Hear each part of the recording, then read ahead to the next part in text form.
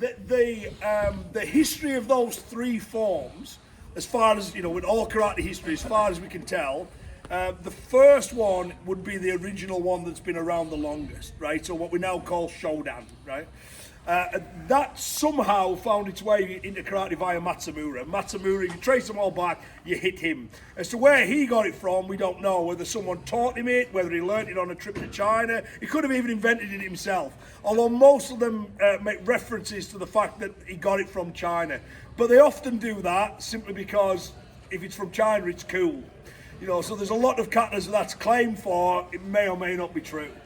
Itosu then later on made the Nidan and Sandan versions of it, and that's well documented. His students tell of that creation process. So there's an internet myth that originally they were all one big kata that's been split into three. You may have heard that. There's no evidence for that at all. It's just by the power of the internet, it is now fact. Right? So the way I see it is this first one, which we'll have to do a little bit on, introduces the key ideas, and then Nidan builds on those, and then Sandan builds on those. Is that okay? So it gives you alternatives to the core idea. Is that all right? So I've got literally three techniques I've got to show from Shodan, and then when we've done that, you'll better understand what I'm showing in Nidan, and we'll do Nidan as one big flow drill. Is that okay? So you've got a flow drill, so we'll get the full kata done in 90 minutes. Oh no, I'll rephrase that. I am capable of teaching you this kata in 90 minutes. Is that okay? Dave, sorry, you're in my eye again. If I stood right in front of you. Yeah. I'll have to take the... This isn't just because I want to look cool thing. This is just so I don't spike Dave with the front of my cap thing, right? There we go. So not all versions have this, but at the start there's a lot of that in most versions. In Shotokan they just kind of go to here now. In most versions it comes up and comes down at the start. It's common to a lot of kata. The basic idea is Dave would be swinging shots at my head and I'm covering. Right, so I don't know what's coming in. I've just got to protect the most important part of my body. I protect my head. Once I've got in there, I just wrap my hands around the back of his neck. Right, so I'm going to crash in from there, grip this grip. Once I've got that grip, my forearms are running down the front of his shoulders, which makes it difficult for him then to generate any power with any shots. So I want you to crash in gently, get hold of one another, give each other a few little hits. Is that okay while maintaining that grip? And then we can do the push down part, and then that's one of the preamble bits we've got to do. Is everyone okay with that? So just a cover and clinch, just looking at this part of the movement to start with. All right? Well, give it a go, I'm here to help. The guy with the bright red cap if you need me, right? So once you're in, you've gave him a few movements, you're going to switch your hand towards the top of his head. So my elbows are still on the front of his shoulder here as I move up. When I've got this, I'm going to push down and spin my hands. Once he's there, I can step off, I can finish in some way, and I can get out of dodge. So the first lesson of the first kata is, don't get punched in the head, take away his ability to punch you, break his posture, then escape. Did it work? Nope. Right, we can do the rest of the kata. Is that okay? But it's a primary method that the kata shows first, right? So you're crashing in, moving from there, get your grip, hit him a few times if you want to, slide your hands to his head. By the way, it really helps if your partner's put way too much sun cream on the top of his head. This is really slippy and will help grease it down. And then onto there and then push through. Once you're there, some finish and you're out. Is that okay? And that's one technique you need to know. All right? It'll only take a second to get the hang of it. Obviously, while you're doing it slow motion now, or gentle, your partner swings some shots in at you, you can see them coming. So there's a temptation to go block, block, block, crash, clinch. But if don't do this, by the way, but if your partner just went blitz and fired as many shots as they possibly could at you, you might get lucky and block the first, the next three will hit you. If you think the average human being can get about, 4 punches off a second, so a quarter of a second for each one, that's about the limits of human reaction speed. So unless you've got the distance, which gives you more time, like when you're sparring each other, you can often see things coming. When they're on top of you, it's almost impossible, right? So we just take away the target. So whatever your opponent does, cover up.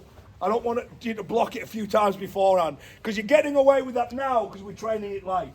You wouldn't get away with it if we were training it full speed and power, which I don't want you to do because people will bleed. But is that all right? Okay, so just cover straight away every time. All right, one more go and then we're on the next bit. The same grip, right? Well, so if Dave got that grip on me, this is a problem, right? Because he's limited my striking opportunities. So there's two key ways that Shodan shows to deal with that. a couple more, but two, and both using this frame position. So I want you to practice both. The first one is, if Dave's arms are like they are now, where I can reach across the top of them, what I can do is I can reach across. That way now his arms are under my arm. If he wants to attack my head, he's got to get past this, right? And then I'm going to bring this arm in into here. So I've got that frame position. From there, I can start using the return and wave kicks that the kata gives us, and I can do these strikes here, these little short, choppy, horrible things. Do enough of them at a certain point, he goes, I need to let go to defend myself.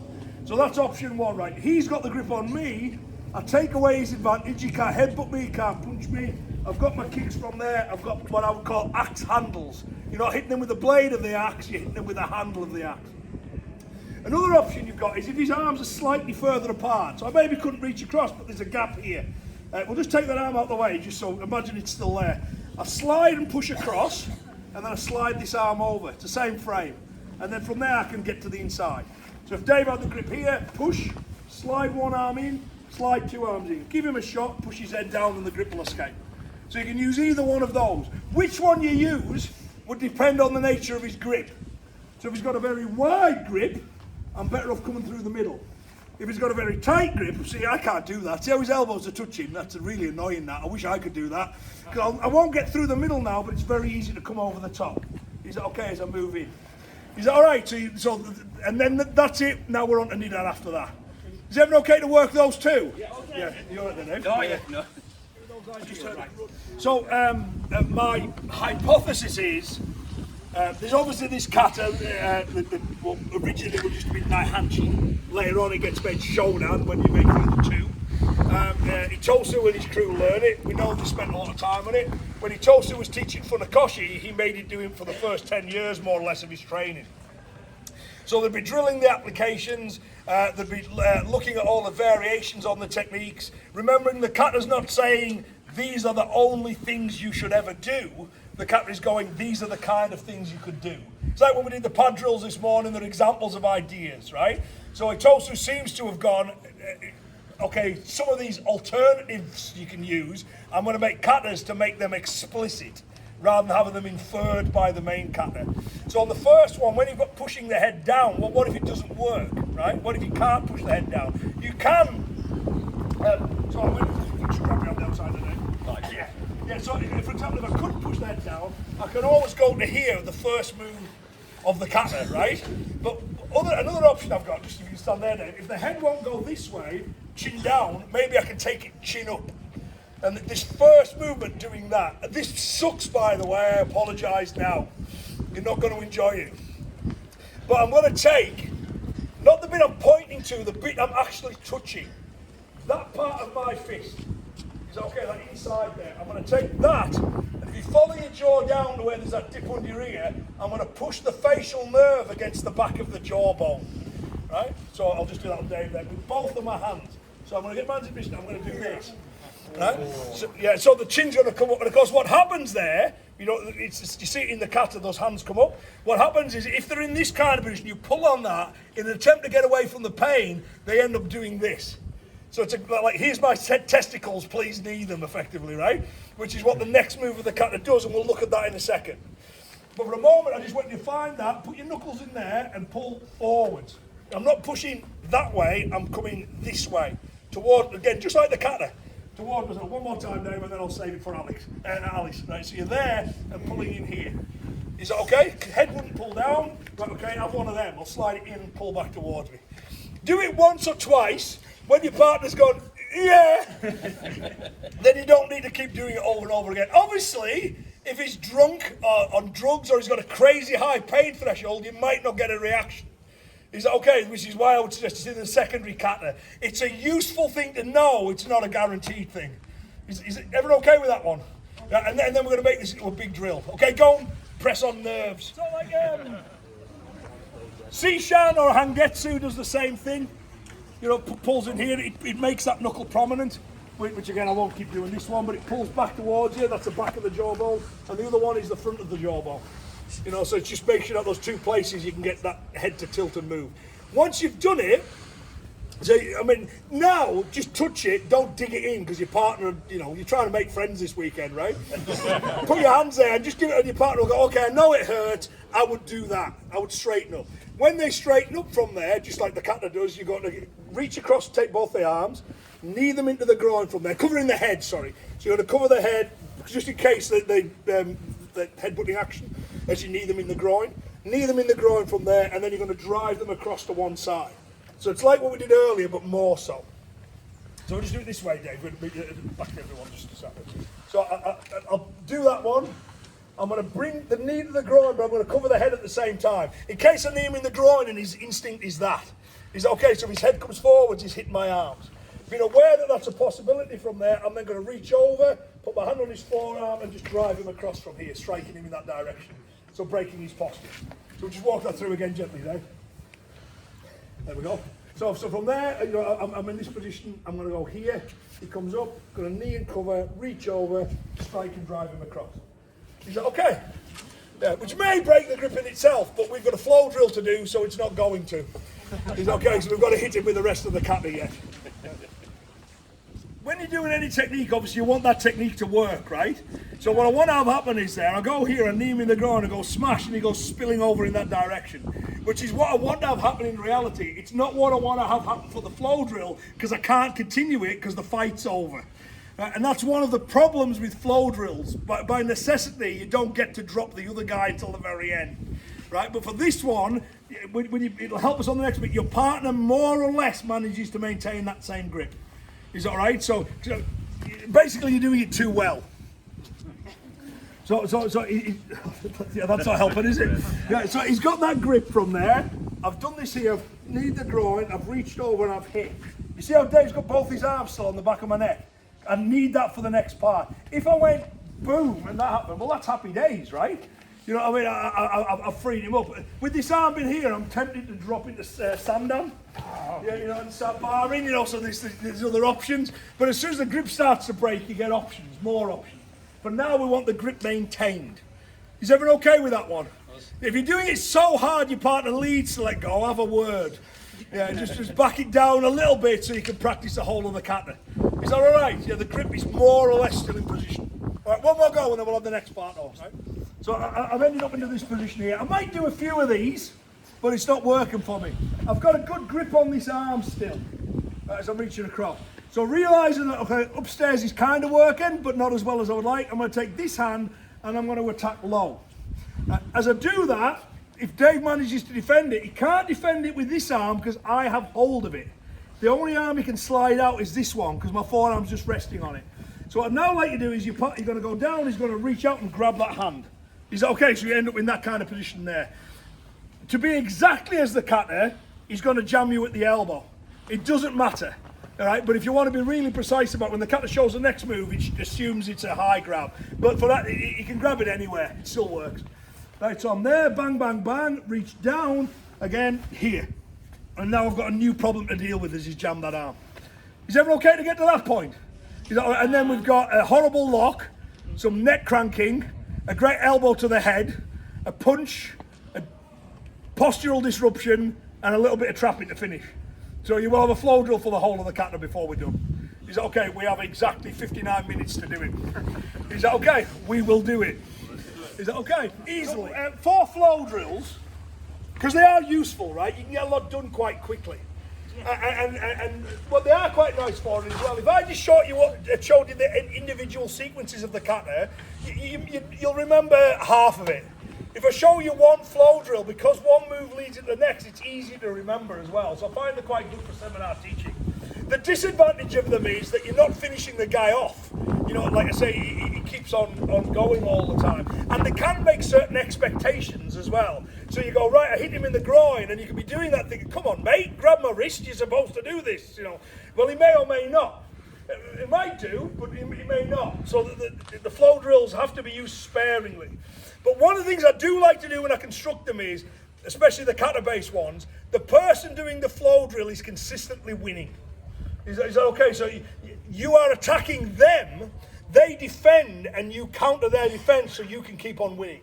That kind of makes sense, right? Yeah. But if we just look at it on its own for a second, Having got to this position, we would be clinched up, but we're effectively there. I'm going to pin that hand. I'm going to bring the arm up and I'm going to do this. Right? And that's just basically, I'm just going to rip it across. The reason I'm going to do that is because that will strip the other grip on the neck there, because watch what happens to his shoulder, it'll turn away from me. And then as soon as he's done that, that's too tempting not to get hold of. Right? So from there I'm going to go bang.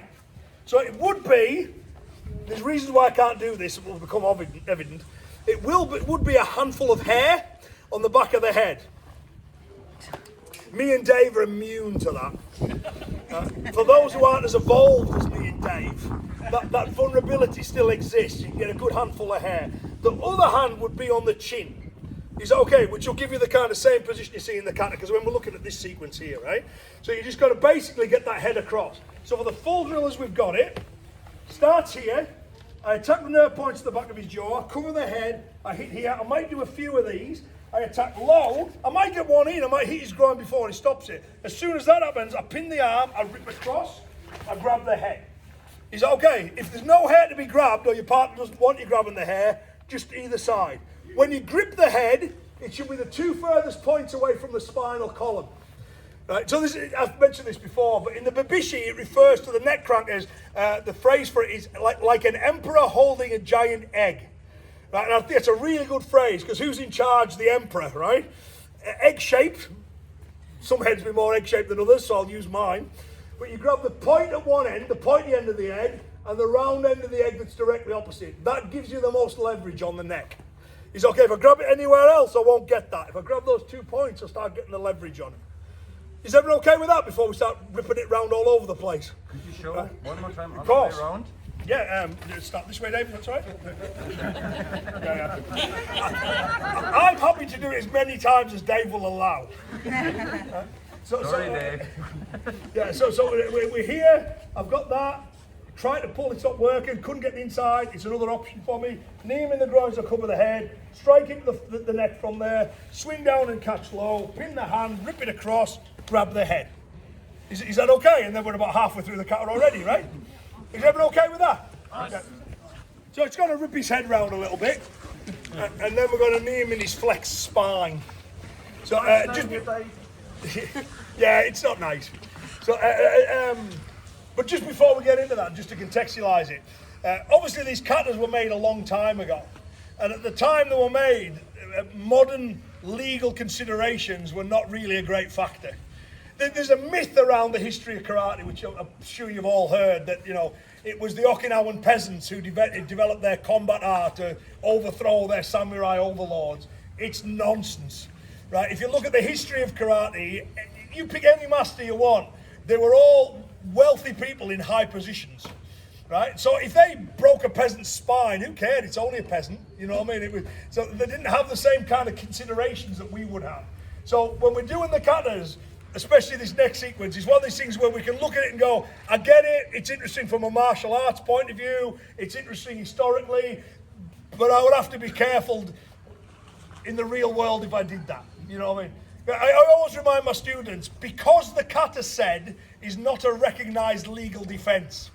Yeah, why did you twist his neck in all kinds of directions and break his spine? Well, I've been doing Tekki Nidan a lot, Your Honour.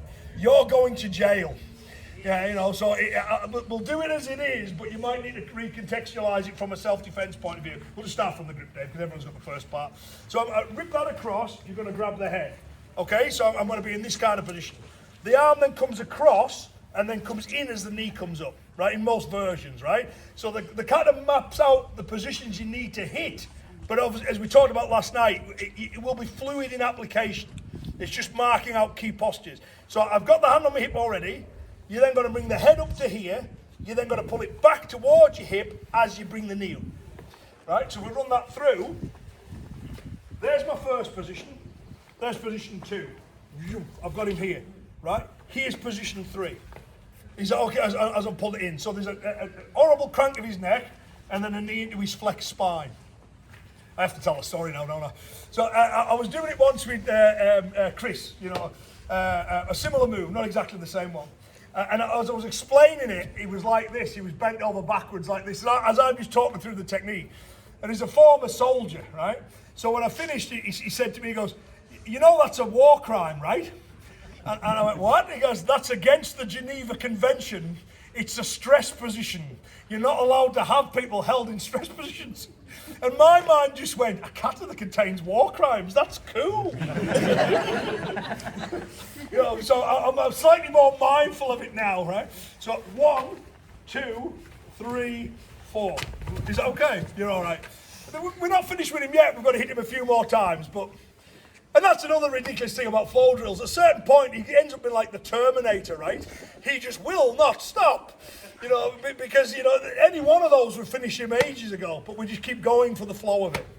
Is everyone all right with that? So just one last time, because my sunburn's hurting with Dave grabbing my arm. You're all right. Compared to what I'm doing to you, this is, you know, it's the least of worries.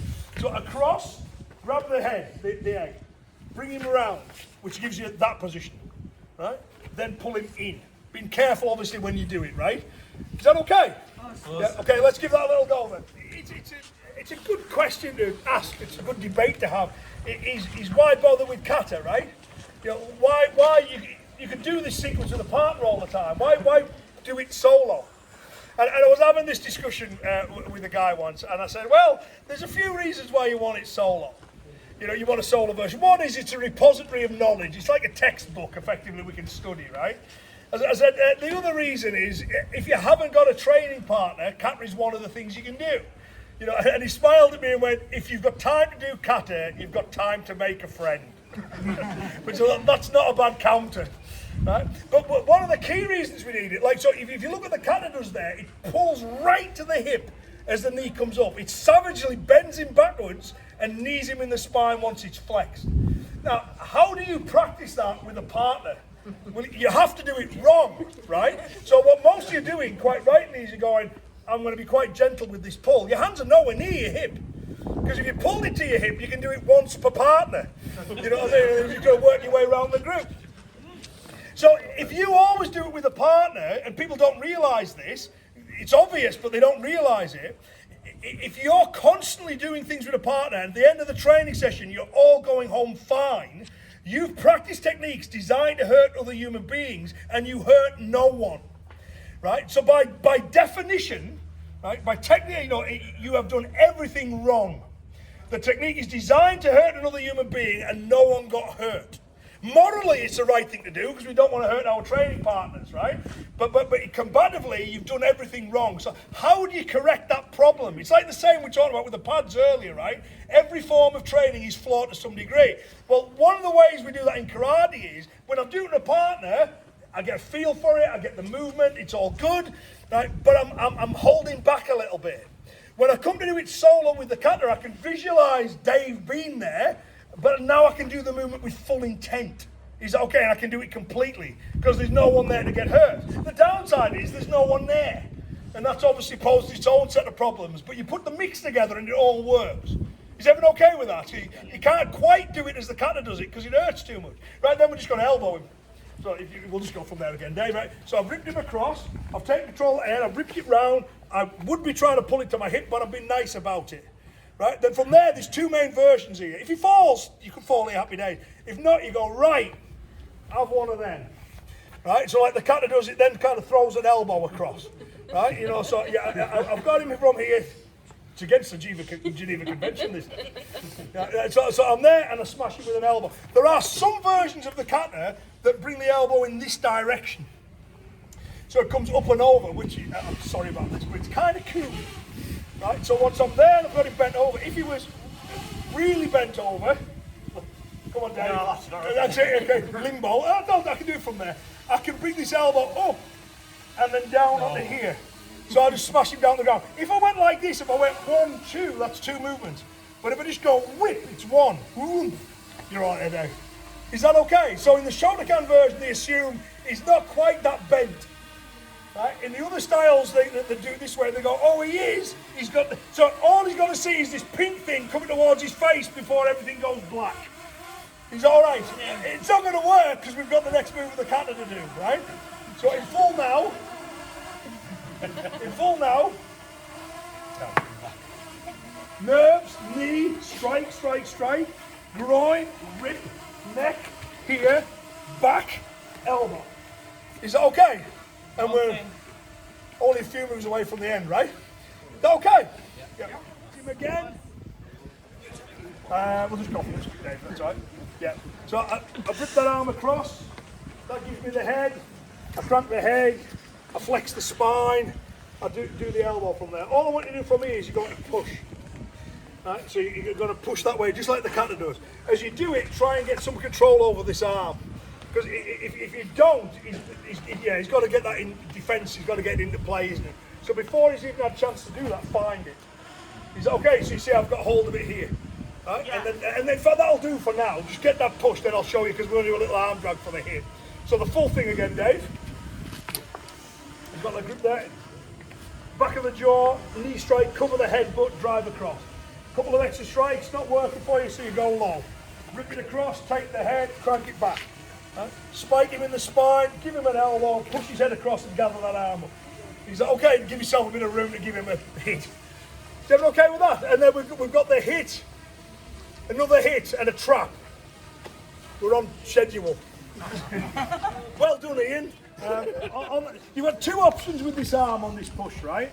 So I'm pushing on the face for two key reasons. The first is it keeps him in this position for a moment. So if Dave was to try and turn in towards me from there, he can't until he gets rid of that hand. He'll get rid of it pretty quickly, but for that moment I've got him, right? The other thing it means I know exactly where he's headed. So one option I've got is I could leave this arm where it is and just go bang.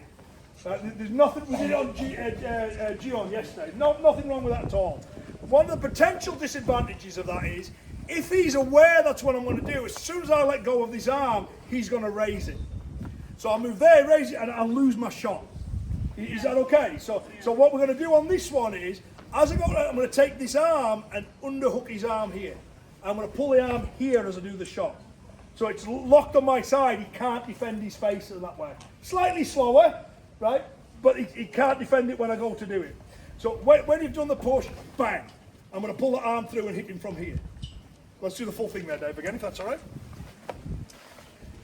Jaw, knee and head cover, strike it at the neck, go low, rip it across, take the head, bring it across, pull it back in.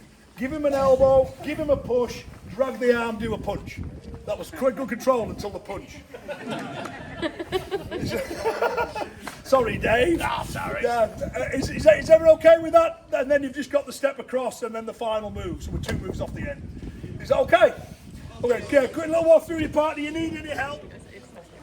I'll keep turning so everyone can see, right? But I'll start facing this way. So I'm here. I'm going to underhook that arm as I go to pull it through. So I've got the hit, I pull it through from there and I go bang. If it knocks him out, happy days. If it doesn't, he's going to step into this space, right? So if you turn to face me, Dave. So he's expecting me to be here, right? So as I realise he's turning, I go, nope. I'm going to wander over here, just like the kata does. You know, it wanders across at that point. Drop your forearm down to his forearm to disrupt his posture. So when I've gone from here, as Dave starts to walk across, I go bang. He's okay, which disrupts it. And then I'm going to swing this forearm back into his neck. That does 2 jobs. One is it hits him, the obvious one. The other one, it puts a frame in place. So if he tries to come in again now, I've got some control over him, I'm able to fight on. He's like, okay, so that being that part of it. When you do that, I want you to do a few of these, and then he'll block the second or third one, with the only hand he's still got free. So we just go for the punch again there, Dave. So I'm underhooking this arm, I'm throwing the punch. He starts to step, I go, no. I strike down on the arm, disrupt his posture. I go first strike into his neck, second, third, he blocks it. No, it's all right. No, you're all right. Dave, I deserve it, mate. I'm aware of my sins. It's fully deserved. A sunburn slab versus a punch to the jaw, I'll take it every day. Is everyone okay with that idea? And do you understand the logic of it? You know, so why are you stepping sideways there? Because you don't want to be on the slot he's going to throw the punch on. And why do I drop my forearm on his forearm? Because I don't want him to turn. If I do that, it disrupts him. Yes. And then why do I do that strike and not any other strike? Because it also puts a barrier in place, which stops him getting his line again. So I mean, the kata tries to do this a lot. It gets you into a position where you're winning and wants to keep you winning until you've won. Yeah, you want to fight from a position of advantage the entire time if you can. And that's pretty much how they're constructed. You don't want a fair fight. We do when we duel each other, right? If me and Dave are having a spar, it's come on, you know, we'll bit back and forth, we'll keep it fair, we'll have a fight. You think self-defense wise, criminal doesn't want a fair fight. They don't want to fight at all. They just want to overwhelm you with violence, right? And the most effective solution to that is to overwhelm them with your violence. You know, you get yourself into a position of advantage and you maintain it. You know, you don't want that back and forth who's best. I think I've used this analogy before, but it's one of my instructors and I just love it. He said, when two martial artists fight, it's like two grandmasters sitting down to play chess. They're always thinking 4 or 5 moves ahead, right? He says, and then they go into the world of self-defense. And the martial artist sits down, expecting to play chess. And is surprised when the criminal throws the pieces at them and tries to smash their head in with the board. You're still the best chess player. Your mistake was assuming they were going to play chess. Is that okay? You know, it's a different game. So these old style kata things, that's what they're dealing from, is trying to keep that advantage the whole time. So the full thing now, back of the jaw, knee, strike, several strikes, go low, rip across, take the head, bring him round, knee him in the spine, give him an elbow, give him a push, underhook it, give him a punch, step through, strike on the arm, hit him in the neck. Again and again and again and again, and then he blocks it. Is that okay? There's no need for that one though, Dave. That wasn't is everyone okay to get that? No, then we're only one move off the end. It's not the easiest of moves, but you're only one move off. And then you've got a flow drill for the entirety of that kata, right? The ideal response is great. You know, because they've given me something else. You know what I mean? And it should never be, oh no, woe is me, that technique didn't work. It's cool, I've got some new opportunities, right? So you keep that positive mindset, you keep seeking to dominate. So on this one, when I ended up here, when I strike in, when Dave blocks it, I'm just going to strip that block. But you see how Dave's blocked it like a real block there? Although slightly gentler this time, I noticed. Right? Sometimes people get lazy and they'll do that. That's not a block. At best, that's a fleshy head guard. Hit it anyway. Most of the force will still go through. You need that hand away from the head, you know. And that's another bad habit we can get into. If we're training lightly, people start to rely on that lightness, right? And if you block something like that, people hit it, most of the force will go straight through, right? So there needs to be a gap for the deceleration. So when he's blocked it from here, I'm going to bring this arm underneath, because this is the new problem, right? I'm going to guide it through, push it down, strike under his jaw. End of kata.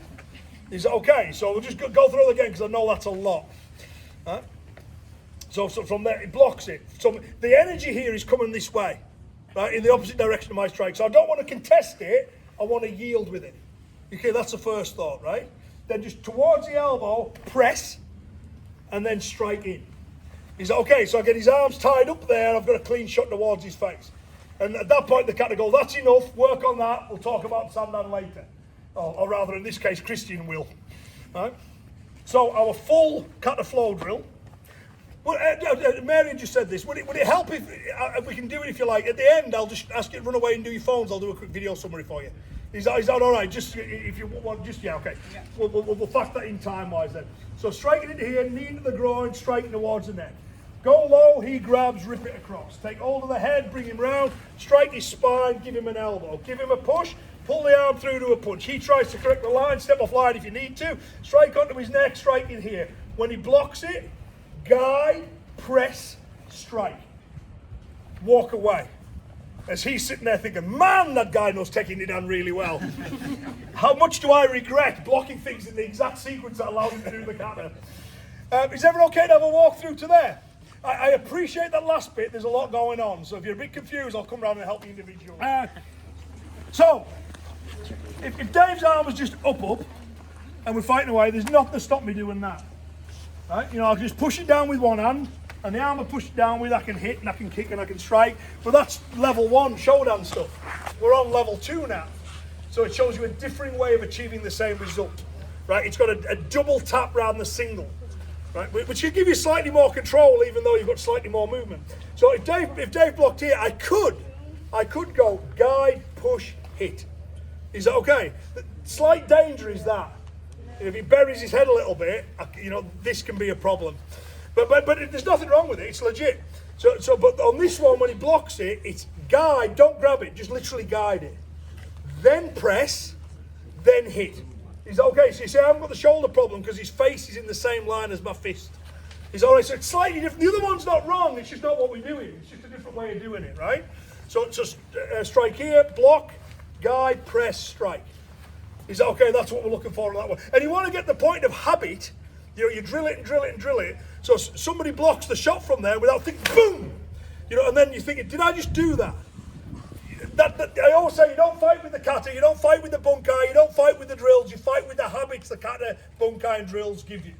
So one of the habits we want to get is as soon as we feel that, boom, I just strip it and smash it with my other hand.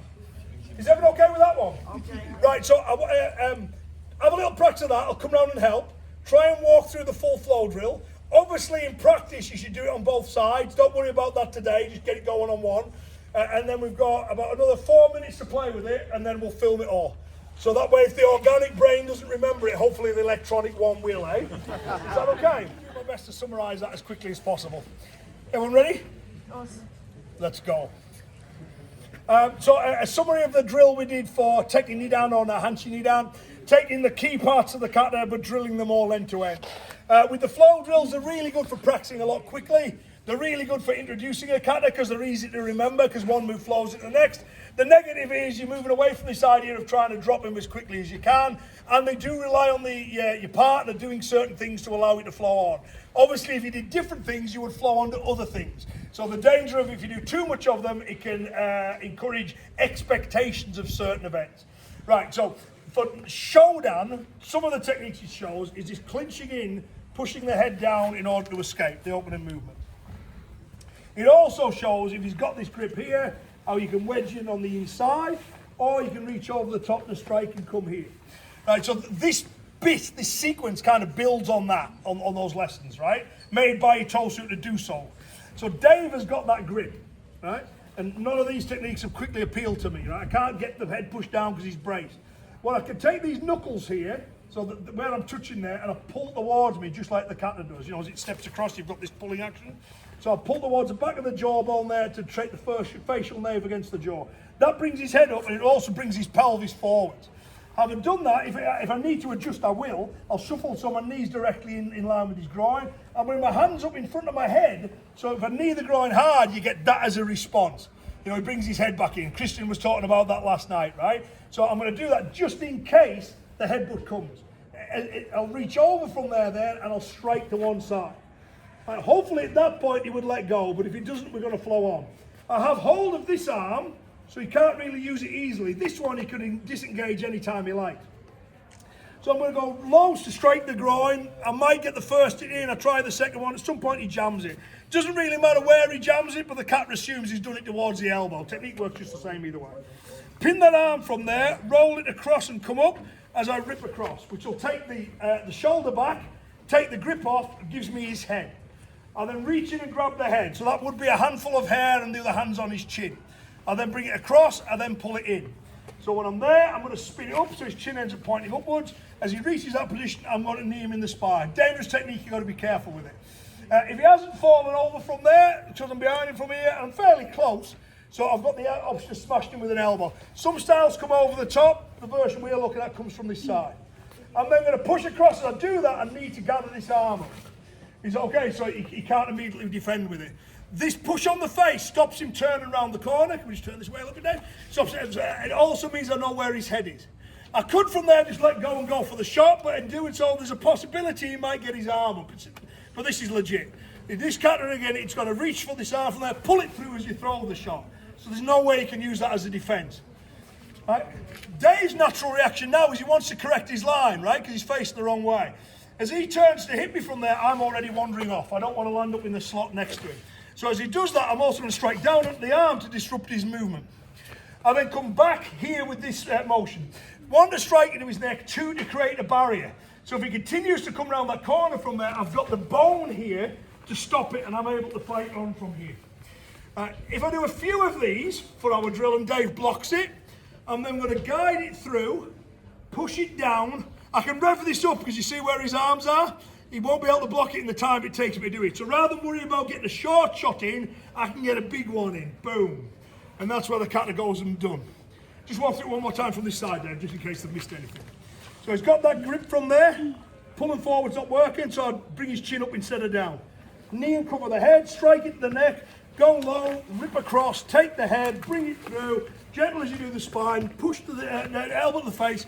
push the face, hook through as I throw the shot. He corrects his line, straight down, straight to his neck. When he blocks it, parry through to finish off. And then he'd do it on the other side, then in theory he would get a go on both sides too. My seminar, not happening. Is that all right?